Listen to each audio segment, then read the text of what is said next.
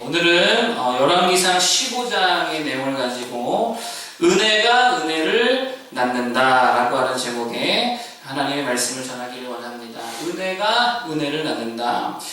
오늘은 아사 왕에 대해서 좀 살피기를 원하는데요. 먼저 이 아사라고 하는 인물이 가지고 있는 상징성을 우리가 좀 알 필요가 있습니다. 아사는 어떤 존재로 소개되고 있냐면 우리 15장 4절을 한번 읽어보겠습니다. 15장 4절. 자, 15장 3절부터 볼까요? 3절, 4절. 좀 맥락을 이해해야 되니까 3절과 4절을 한번 보겠습니다. 자, 시작. 아비암이 그의 아버지가 이미 행한 모든 죄를 행하고 그의 마음이 그의 조상 다윗의 마음과 같이 아니하여 그의 하나님 여호와 앞에 온전하지 못하였으나 그의 하나님 여호와께서 다윗을 위하여 예루살렘에서 그에게 등불을 주시되 그의 아들을 세워 뒤를 잇게 하사 예루살렘을 견고하게 하셨으니 아멘. 자, 여기서 말하는 게 뭐냐면 이제 우리가 지난주에 르호보암까지 봤잖아요. 솔로몬의 아들 르호보암까지 봤는데 르호보암 뒤를 이어서 왕이 된 자가 아비야 또 아비암이라고도 하고 아비암이라고 하는 왕입니다. 그런데 그 아비암이라는 왕도요, 그의 조상들과 같이 악하고 여호와 앞에 온전치 않았다라고 지금 이야기를 하고 있잖아요. 자, 그렇게 악한 왕이었는데 그러나 그럼에도 불구하고 하나님께서는 그 조상의 다윗을 기억하시고 다윗과의 약속을 기억하셔서 또 그것을 생각해 주셔서 그렇게 죄악으로 물들어 버린 이 어두운 유대 땅에 한 줄기 빛, 등불을 주셨다라고 하는 거예요. 그게 바로 누구냐면 아사왕이다라고 하는 것이죠. 4절을 다시 한번 보겠습니다. 4절. 자, 시작. 그의 하나님 여호와께서 다윗을 위하여 예루살렘에서 그에게 등불을 주시되 그의 아들을 세워 뒤를 잇게 하사 예루살렘을 견고하게 하셨으니 아멘. 이거 지금 아비암에게 주신 말씀인데 아비암의 뒤를 이어 등불이 되게 하실 존재로 누구를 주셨다고요? 아사왕을 주셨다라고 하는 거예요.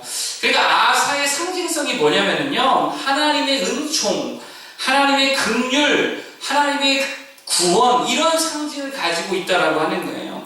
그러니까 지금 계속적으로 범죄하고 하나님을 떠난 이스라엘 백성들, 그러나 아직까지 하나님께서 그들을 버리지 않았다라고 하는 은혜의 표징으로서 바로 아사의 출생을 주셨다라고 하는 것입니다.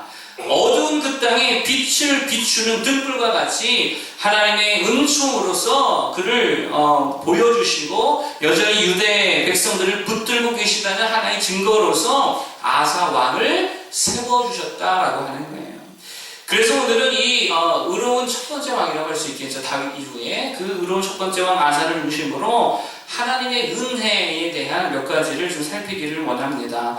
첫 번째로 말씀드리기 원하는 것은 뭐냐면 은혜는 환경과 조건을 뛰어넘어서 주어지는 것이다 라고 하는 거예요. 아사가 태어난 이 출생의 환경을 바라보게 되어지면은 첫 번째로 아사의 아버지 선한 왕이었어요? 악한 왕이었어요? 봤잖아요. 아비암. 선한 왕이 악한 왕이에요. 되게 악한 왕이라고 이야기하잖아요. 아까 우리 3절 봤잖아요. 3절. 다시 한번 볼까요? 3절. 자, 시작. 아비암이 그의 아버지가 이미 행한 모든 죄를 행하고 그의 마음이 그의 조상 다윗의 마음과 같이 아니하여 그의 하나님 여호와 앞에 온전하지 못하였으나 아멘. 이게 아사의 아버지 아비암에 대한 기록입니다. 아사의 아버지 아비암이 되게 악했다라고 하는 거예요. 그러면은 그 아사의 아버지 아비암의 아버지인 르호보암은 어땠을까요? 르호보암에 대한 설명 14장 23절, 24절 보겠습니다. 14장 23절, 24절. 자, 여기도 다 같이 한번 읽어보겠습니다. 시작. 이는 그들도 산 위에 좋아 푸른 푸른 나무 아래에 산당과 우상과 아세라산을 세웠습니다. 그 땅에도 남색하는 자가 있었고 여호와께서 이스라엘 자손 앞에서 쫓아내신 국민의 모든 가증한 일을 무리가 본받아 행하였더라. 아멘. 이게 누구 때의 일이라는 거예요? 르호보암 때 일이라는 거예요. 아사의 할아버지가 되겠죠. 그리고 아사의 할아버지 그 위에 아사의 증조 할아버지가 누구죠? 그게 솔로몬이잖아요. 솔로몬은 선한 왕입니까? 악한 왕입니까? 전체를 볼 때에는 악하다고 볼 수 있겠죠. 앞에 조금은 선하고 나머지 다 악했잖아요. 그러니까 아버지도 악하고 할아버지도 악하고 증조 할아버지도 계속 어떤 왕이라는 거예요? 악한 왕이라는 거예요. 태생 환경이 좋다 안 좋다? 안 좋잖아요. 어머니는 어떨까? 그러면 어머니는 신앙이 좋으면 소망이 있잖아요. 아사의 어머니는 어떨까요? 13절 볼까요? 13절 15장 13절 아사의 어머니는 어떤가? 15장 13절 다 같이 읽어보겠습니다. 시작. 또 그의 어머니 마라가 혐오스러운 아세라상을 만들었으므로 여기까지 보겠습니다. 혐오스러운 아세라상을 만든 장본인이 누구냐? 누구라고요? 아사 왕의 어머니라는 거예요. 여러분 그러니까 환경적으로 가정 환경적으로 보면 아버지, 할아버지, 어머니, 외할머니도 똑같은데 외할머니 다 되게 악한 자들, 우상을 숭배하고 하나님을 떠난 자들이다라고 하는 거예요. 그러니 이런 환경 속에서 아사 보면은 되게 하나님의 뜻대로 온전히 행했던 그런 의로운 왕 중에 하나인데 이런 아사와 같은 의인이 나올 수 있다라고 하는 것은 말도 안 되는 일이다라고 하는 거죠. 그런데 은혜라는 것은요, 이러한 환경을 초월해서 불가능한 일들을 가능하게 하신다라고 하는 거예요. 여러분 잘 보세요. 아사가요, 교육으로 그렇게 된 게 아닙니다. 훈련으로 된 거 아닙니다. 가정 환경이 좋아서 아니고요. 무슨 보모가 신앙 훈련을 잘 시켜서 아사가 의로운 왕이 된 것도 아닙니다. 링컨은 어머니도 신앙이 좋았고 나중에 새어머니도 신앙이 되게 훌륭했잖아요. 그래서 신앙으로 기름을 받은 아주 위대한 인물 중에 한 사람 아니겠어요? 그런 선한 영향력을 받은 신앙인이었다고 하지만 그러나 오늘 아사는 그렇지 않았다라고 하는 거예요. 여러분 그렇기 때문에 좋은 신앙인이 나오는 것은 꼭 환경에만 달려있는 게 아니라는 거예요. 하나님의 은혜로 그 모든 환경을 뛰어넘어 주어질 수도 있다라고 하는 것입니다. 그러니까 그게 은혜라고 하는 거죠. 여러분 이 시대는요 환경론자들의 시대라고 해도 과언이 아닌 것 같아요. 환경을 신봉하고 있어요. 모든 것을 환경 탓으로 치부하고 있잖아요. 공부를 잘하는 것도 환경의 문제. 뭐 엄마가 교수고 아빠가 뭐보다 그러면 그 집안은 공부 잘하는 집안이야. 환경 탓으로 보죠. 인성과 인격도 가정 환경의 문제로 다 보잖아요. 요즘 사실은요. 성공과 뭐 이런 것도 다 환경과 조건의 문제로 보지요. 믿음과 신앙도 뭘로 가요? 집안 환경. 우리가 이렇게 접근을 많이 하잖아요. 구원도 마찬가지고. 잘 보면 이 시대에 하나님은 환경인 것 같아요. 범죄를 저질러도 뭐부터 봐요? 그거 어떻게 자라왔는가. 자라온 환경부터 보잖아요. 환경이 신봉되어지고 있는 시대라는 거예요. 그러나 여러분 오늘 아사를 보십시오. 그게 아니라는 것, 환경이다가 아니라는 것을 보여주고 있다라고 하는 것입니다. 여러분 하나님은 환경과 상황과 조건을 따라서도 역사하시지만 그러나 그것을 다 추월해서도 역사하시는 분이신 줄로 믿으시기를 바랍니다. 환경이다가 아니라는 거예요. 환경론자가 되어서는 안 된다라고 하는 것이죠. 따라서 환경 때문에 어떠한 것을 포기하거나 환경 때문에 절망하는 그런 바보 인생이 되면 안 된다라고 하는 거예요. 또는 내가 부족하다고, 내가 믿음이 적다고, 내가 자녀들을 잘 교육시키지 못했고, 잘 기르지 못했다고, 자녀들에게 좋은 환경, 좋은 조건, 좋은 신앙, 좋은 교육 해주지 못했다고 또 절망할 필요도 없다라고 하는 거예요. 하나님이 은혜해 주시면 어떠한 악조건 속에서도 아사와 같은 등불과 같은 존재가 세워지게 될 줄로 믿습니다. 여러분 우리는 아브라함을 늘 믿음의 조상이라고, 이렇게 믿음이라고 하면 가장 먼저 떠올리는 사람 중에 한 사람이라고 이렇게 아브라함을 생각하잖아요. 자, 그런데 잘 생각해 보면은 아브라함은 원래 하나님을 믿는 환경 속에 살던 사람이 아니었다는 거예요. 그 원래부터 그게 조상 대대로 하나님 경외하는 집안에서 자라온 게 아니라는 것입니다. 여러분 그는 어디에서 살았다 그러죠? 갈대아 우르에서 살았다 그래요. 거기 바벨론 땅이잖아요. 거기에는 하나님을 경외하는 지역이 아니었습니다. 여러분 바벨론의 유적들을 보면은요 얼마나 많은 우상들 또 마르둑 이런 온갖 우상들 섬기는 것이 바벨론이었다라고 하는 거예요. 여러분 전승에 의하면 아브라함의 집이 뭐 하는 집이었다 그래요? 우상 만들어 파는 집이었다. 이거 물론 성경 내용은 아니고 전승이긴 한데 그런 전승도 있다라고 하는 거예요. 여호수아도 보면은 24장 3절에 뭐라 말하냐면은요 옛적에 너희의 조상들 곧 아브라함의 아버지, 나홀의 아버지 데라가 강 저쪽에 거주하여 다른 신들을 섬겼으나 라고 말했다는 거죠. 아브라함 바로 아버지 때만 해도 우상을 섬기는 그런 환경이었다라고 하는 것입니다. 그러니까 아브라함이 하나님을 믿었다는 것은 환경론자들의 관점으로 보면 이게 있을 수가 없는 일이라는 거예요. 뭘로 주어진 거예요? 하나님의 은혜로 주어진 줄로 믿습니다. 도저히 일어날 수 없는 환경과 상황에서 은혜로 그 믿음이 주어졌다라고 하는 거예요. 그렇기 때문에 우리는 어떤 상황 속에서도, 어떤 환경 속에서도 절망할 이유도, 두려워할 이유도, 낙심할 이유도 없다는 것입니다. 내가 다 하려니까 그게 절망이 되고 낙심이 되지요. 하나님의 이 은혜를 붙들면, 모든 것을 초월하시는 하나님의 은혜를 붙들면 어떠한 상황 속에서도, 어떤 최악의 조건 속에서도 소망이 넘치고 희망이 넘치고 기대가 될 줄로 믿습니다. 여러분, 우리의 모든 가정에도 이런 등불이 임하기를 간절히 소원합니다. 여러분, 우리 교회도 마찬가지예요. 등불과 같은 존재들, 등불과 같은 역사들이 은혜와 그런 은사가 넘치기를 간절히 소원합니다. 이 나라도 마찬가지입니다. 이 나라에도 정말 환경과 상황과 어렵다 이야기해도, 뭐 헬조선이다 아무리 이야기해도 하나님이 은혜 주시면 정말 나라를 든든히 세워나가는 등불과 같은 존재들이 이 나라 곳곳에 세워지게 될 줄로 믿습니다. 어느 당을 지지하시는지 모르겠지만 그 당에도 귀한 인재들이 세워질 줄로 믿습니다. 하나님이 은혜 주시면 다 된다는 거예요. 환경론자가 되지 마시고 은혜론자가 되시기를 축복합니다. 두 번째로 살피기 원하는 것은 뭐냐면, 은혜는 분위기를 다 바꿔놓는다라고 하는 거예요. 은혜가 분위기를 바꿔놓습니다. 여러분, 등불이 뭐죠? 어두움을 밝음으로 바꿔놓는 거잖아요. 등불은 언제나 그렇기 때문에 분위기를 바꿉니다. 어두운 분위기를 밝은 분위기로. 등불의 색에 따라 분위기가 바뀌잖아요.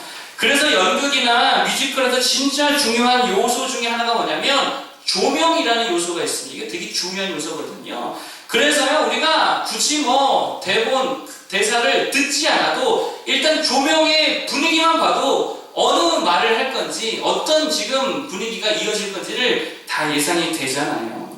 따라서 등불과 같은 은혜가 임하게 되어지면 언제나 분위기를 바꿔놓는다는 거예요. 이게 은혜가 그래서 중요합니다. 불같은 은혜가 임하면 뜨거워지게 되죠. 열정적이게 되죠. 막 일이 일어나게 되어집니다. 또 우리의 지성의 은혜가 임하게 되어지면 체계화가 이루어지고요. 조직이 생기고 효율과 효과가 올라간다라고 하는 거예요. 또한 유쾌한 분위기, 살리는 분위기, 사랑하는 분위기, 용서하고 용납하는 분위기, 하여튼 주 안에 있는 좋은 분위기로 은혜 받으면, 은혜가 임하면 바뀌게 될 줄로 믿습니다. 여러분, 그렇기 때문에 교회 공동체는 은혜의 공동체가 되어야 될 줄로 믿습니다. 여러분, 예수님이 십자가를 지시고 죽고 난 뒤에 제자들에게 엄습한 정서가 있었습니다. 그게 뭐였냐면 일종의 우울감이 찾아왔어요. 리더를 잃은 박탈감이 왔고요. 사랑하는 주님이 떠났다는 상실감, 또 사명과 목적의식과 동기부여를 잃어버린 방황감. 그런데 그들이 다시금 은혜를 받으니까 이러한 분위기가 다 바뀌더라라고, 새롭게 되더라라고 하는 거예요. 여러분, 그래서 교회와 하나님 나라 사역은요, 이게 무슨 싸움이냐면 분위기 싸움이라는 거예요. 분위기 싸움. 마귀가 분위기를 주도하는 공동체냐, 아니면 은혜가 분위기를 주도하는 공동체냐, 여기에 따라서요 판도가 달라진다라고 하는 것입니다. 여러분, 우리 가정도 교회도 은혜가 분위기를 주도하기를 소망합니다. 이렇게 보면 꼭 마귀가 어떻게 역사하냐면 연약한 자들을 사용해서 분위기를 망쳐놔요. 분위기를 망쳐놔요. 주님 기뻐하신 일을 하자고 하는데도 하여튼 이 핑계 저 핑계 대면서 반대하는 분위기 만들고, 안 되는 분위기 만들고, 힘 빠지게 하고, 귀찮아하는 분위기 만들고, 무용론에 빠지게 하고, 아이고 그거 해도 안 됩니다, 소용없습니다, 돈 낭비입니다, 이런저런 이유로 주의를 못하게 하고 예배 못하게 하는 분위기로 이상하게 교묘하게 만들어간다는 거예요. 여러분, 마귀 일이라는 걸 잘 분별해야 될 줄로 믿습니다.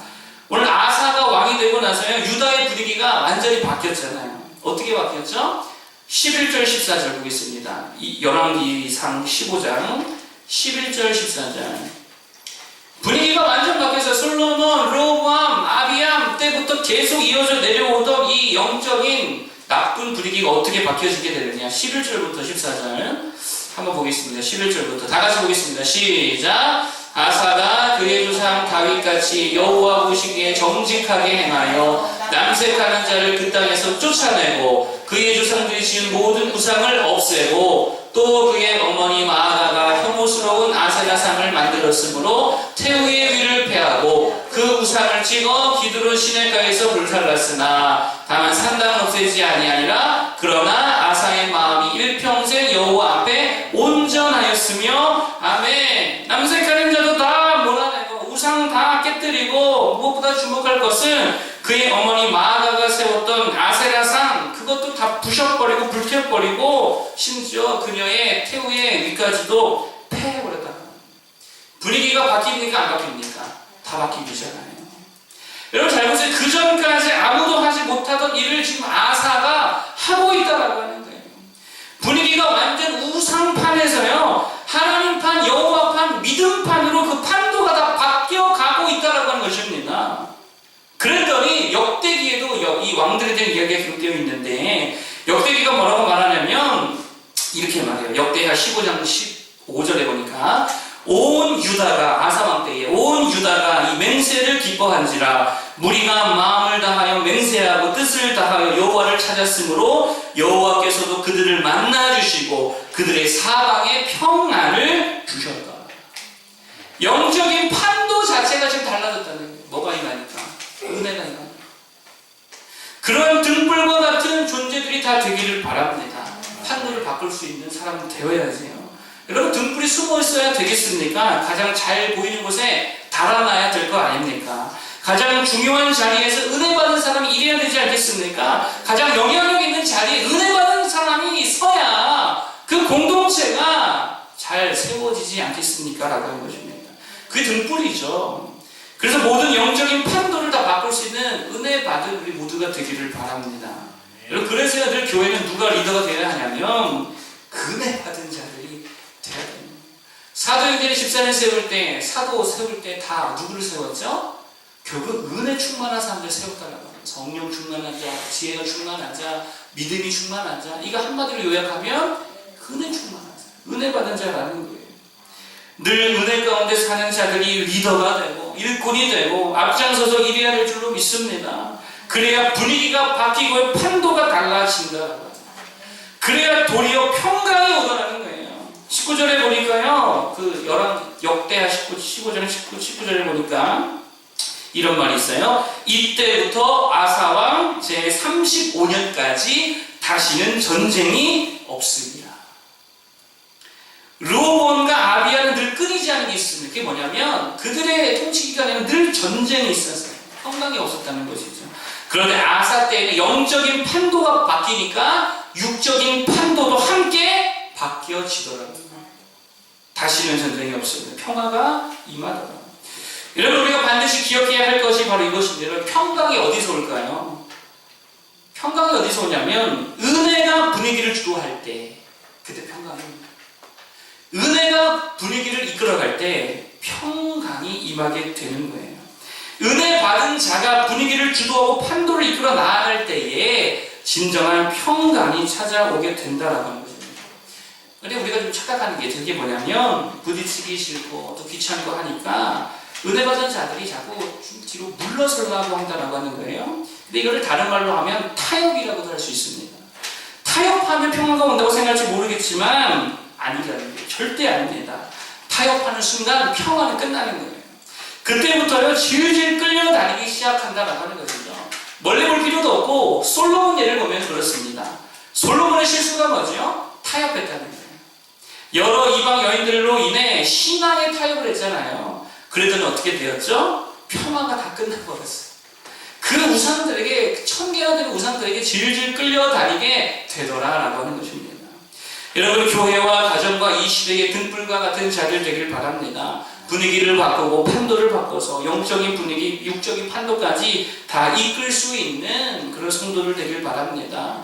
늘 그 은혜를 구하고 하나님께서 부르시는 자리에 기꺼이 서서 선한 영향력을 끼칠 수 있는 진정한 이 시대의 등불 같은 리더자들 되기를 바랍니다.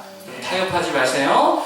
타협하면 반드시 끌려다니게 되어 있습니다. 평안을 다 빼앗기게 되어 있어요. 마귀가 판도를 주도하지 못하게 은혜 받은 자들이 여러분 판도를 이끌어갈 수 있는 모두가 되기를 바랍니다. 세 번째로 살필 것은 뭐냐면 은혜는 더 완전한 은혜를 바라보게 한다라고 하는 것입니다. 은혜는 더 완전한 은혜를 바라보게 합니다. 저 어두운 시대에 아사라고 하는 개혁자, 의로운 왕을 주신 것, 이거 정말 큰 은혜고 하나님의 유대를 향한 사랑이었고 보살핌이다라고 말할 수 있지요. 그런데요, 아사 왕의 존재가 100% 완전한 은혜였느냐라고 하는 거예요. 100% 완전했느냐라고 하는 거예요. 그렇지 않았죠. 여러분, 아사도 부족한 점이 있었습니다. 산당 제거하지 않았고요. 또 역대에 가면은 또 열왕기에 보면 그 뒤에 우리가 읽어보면은요, 성전에 여러 가지 기구들을 팔아가지고 다른 나라와 또 협상을 맺는, 그래서 선지자에게 책망듣는 일도 일어나더라라고 하는 거예요. 무슨 말이냐면 이 땅에서 하나님께서 주시는 은혜는요, 잘 들으세요. 이 땅에서 주시는 은혜는 늘 완전하지 않은 형태로 주어진다라고 하는 거예요. 여러분, 다윗이란 존재 얼마나 은혜롭습니까? 하나님 그 시대에 주신 굉장한 은혜잖아요. 근데 다윗도 온전했어요? 아니면 온전하지 못했어요? 흠이 있었어요. 부족함이 있었어요. 참 아쉬움이 남는 사람이었어요. 아사도 마찬가지죠. 또 때마다 등불과 같은 존재를 보내주신 선지자들, 훌륭한 리더십들도 마찬가지입니다. 이 시대도 마찬가지로 생각합니다. 이 시대를 이끌어가는 훌륭한 믿음의 우리 선배 목사님들이 있잖아요. 이 시대를 이끌어가는 리더십이라고 할 수 있는. 근데 그들을 가만히 보면은 온전한 자는 없더라고요. 한두 가지씩 좀 이렇게 좀 실수가 있고, 연약함이 있고, 흠이 있고, 저마다 한계가 있고, 부족함이 있고, 그래서 때로는 약간씩 아쉬움들이 남더라는 거예요. 오늘 아사도 마찬가지죠. 보면 그 시대의 등불과 같은 존재로 하나님께서 세우시고 보내시고 사용하셨지만 그에게도 명확한 약점과 오점들과 한계가 있었다라고 하는 것입니다. 그게 왜 그러냐면 그것을 통하여 더 완전한 구원, 더 완전한 은혜, 더 완전한 메시아, 더 완전한 천국을 바라보는 거예요. 그래서 이 땅에서 주시는 하나님의 은혜는, 이 땅에서 누리는 하나님의 은혜는 더 나은 은혜, 더 완전한 은혜를 바라보게 한다라고 하는 것입니다. 그래서 은혜가 은혜를 사모하게 하고요, 은혜가 은혜를 낳게 되더라라고 하는 거예요. 여러분, 광야에서 이스라엘 백성이 만나를 주셨잖아요. 이 얼마나 큰 은혜이며 얼마나 큰 감사할 일입니까? 그런데 아쉬움이 있어요, 없어요? 있죠? 어떤 아쉬움이 있습니까? 40년을 만나고 먹었다고 생각해보세요. 좀 질릴 거 아니에요? 그래서 기름 졌다 그러는데 좀 질릴 거 아니에요. 근데 왜 그렇게 주셨을까요? 진정한 만나, 더 온전한 하늘의 양식을 사모하라. 그래서 은혜는요, 더 나은 은혜를 바라보게 한다는 거예요. 모세 얼마나 훌륭한 지도자입니까? 근데 그도 연약함이 있었잖아요. 실수했잖아요. 그것을 통해 무엇을 바라보라는 거예요? 더 온전한, 모세보다 더 위대한 참된 선지자를 보게 하는 거예요. 다윗도 마찬가지고 아사도 마찬가지입니다. 왜 그러냐면 더 나은 구원자, 더 온전한 완전한 등불 되시는 그분을 보라는 거예요. 그분이 누구입니까? 예수 그리스도잖아요. 그분이 복의 근원이고, 그분이 생명의 근원이고, 그분이 모든 은혜의 원천이 되시는 줄로 믿습니다. 따라서 그 근원 되시고 원천 되시는 예수 그리스도, 그 완전하신 은혜의 주님을 바라보는 거예요. 여러분, 오늘 우리들도 기도하면서 신앙생활하면서 얼마나 많은 은혜를, 얼마나 많은 응답을 받으며 살고 있습니까? 그런데 그게 때로는 조금씩 부족하다고 느낄 때가 있잖아요. 요거까지도 은혜를 주셨으면 더 좋았을 텐데 요거는 안 주실까? 이럴 때가 좀 있잖아요. 그게 왜 그러냐면 그렇기 때문에 누구 보라는 거예요? 주님 보라. 더 온전하신 은혜의 원천을 보라는 거예요. 진정한 천국을 바라보고 진정한 구원을 소망하고 이 땅에 소망 두지 말고 그 예수 그리스도를 늘 더욱더 바라보라는 것입니다. 그래서 은혜를 받으면 받을수록 이상하게 더 은혜를 사모하고 더 큰 은혜, 더 온전한 은혜를 갈망하게 된다는 거예요. 예수님 만나면 더 깊어지길 원하고, 또 깊어지면 더 깊이 알길 원하고, 더 풍성해지길 원하고, 더 가까이 주님께 나아가길 원한다라고 하는 것입니다. 은혜가 우리를 더 은혜를 추구하는 사람이 되게 한다는 거예요. 그리고 이 말 딱 맞아요. 은혜도 비니기 부익부예요. 그래서 은혜 없는 사람은 계속 더 메말라나고 은혜 받으면 더 풍성해진다라고 하는 거예요. 따라서 우리가 기억할 것은 이 땅에서 주시는 은혜는 이거를 좀 기억했으면 좋겠어요. 다 맛배기일 뿐이다. 이 땅에서 받는 은혜 다보다 맛배기일 뿐이다. 우리가 이 땅에서 구원받는 기쁨이 있잖아요. 그런데 우리가 여기서 느끼는 기쁨의 정도는 저 천국에 올라가서 영원한 구원, 영원한 용서, 영원한 칭의 앞에서 누리게 될 그 날의 기쁨과 비교할 수 없는 그냥 맛배기일 뿐이라는 거예요. 이 땅에서 하나님이 주시는 공급하심, 형통케 하심, 회복하심, 치유하심과 응답하심, 그 정말 우리 하나님이 그리스도 예수 안에서 쏟아 부어주실 그 날에 임할 은혜에 비하면 진짜 맛배기에 불과하다라고 하는 것을 꼭 기억하셨으면 좋겠습니다. 따라서 은혜를 받고도, 이 땅에서 은혜를 받고도 바보처럼 사는 사람들이 누구냐면 그날 받은 은혜, 지금 받은 은혜로 그냥 만족하면서 살아가는 자들이라는 거예요. 더 엄청난 은혜, 더 온전한 은혜가 있는데 그거 사모하지 못하고 그냥 오늘 받은 은혜에 만족하면서 사는 게 되게 바보 같은 인생이라는 거예요. 10명의 나병 환자가 주님께 나와서 엎드려 병 고쳐주기를 구했죠. 그런데 주님이 가서 제사장에게 몸을 보여라 라고 했더니 가던 중에 10명이 다 나음을 입게 되었습니다. 은혜를 입었다는 것이겠죠. 그런데 9명은 그걸로 만족하고 가던 길 가버렸어요. 나머지 1명은 주님께로 돌아왔어요. 더 큰 은혜를 사모한 거죠. 그럴 때에 그 한 사람이 지금 뭐라고 말씀하시죠? 네 믿음이 너를 구원하였느니라. 9사람은 병 고친 은혜밖에 못 받았어요. 그걸로 만족하고 끝났어요. 그런데 이 사람은 더 큰 은혜를 사모해서 영원한 생명을 얻게 되었다라는 겁니다. 여러분, 취업이라는 은혜의 발권은 그게 다인 인생들이 있지요. 결혼, 출산, 부, 성공, 그런 은혜 받고, 그런 기도응답 받고, 병고침 받고, 거기서 멈춰버리는 바보 같은 인생들이 되게 많다는 거예요. 왜 하나님이 만나를 내리십니까? 왜 메추라기를 보내십니까? 왜 가나안을 정복하게 하셨습니까? 그게 다가 아니라 거기에 머물러 있고 거기에 만족하는 것이 아니고 그것을 통해 은혜의 원천 되시는 주 하나님 예수 그리스도를 사모하고 바라보라는 거예요. 거기까지 가야 될 줄로 믿습니다. 따라서 은혜 받고 응답 받았다면 이제는 더 사모하기를 바랍니다. 더 갈망하기를 바랍니다. 더 기도하기를 바랍니다. 더 간구하기를 바랍니다. 그래서 하나님께 더 매달리기를 바랍니다. 아직 우리가 받은 은혜의 영광은, 지금 여기서 우리가 받은 은혜의 영광은 장차 주실 은혜의 영광에 비하면 이게 정말 지푸라기와 같다라는 겁니다. 비교할 수 없을 정도로 찬란한 은혜의 영광이 우리를 기다리고 있는 줄 믿습니다. 그를 더 사모하여 더 깊이 있게 주님께 나아갈 수 있는 모두가 되기를 바랍니다. 우리 세 가지를 말씀드렸습니다. 첫 번째는 은혜는 상황과 환경을 초월해서 임하게 된다. 두 번째, 은혜는 분위기와 판도를 다 바꿔놓는다. 그런 우리 모두가 되길 바라고, 세 번째, 은혜는 더 온전한 은혜, 더 풍성한 은혜로 우리를 이끌어 간다. 세 가지 붙들고 정말 은혜 충만한 우리 모두가 되기를 바라겠습니다. 우리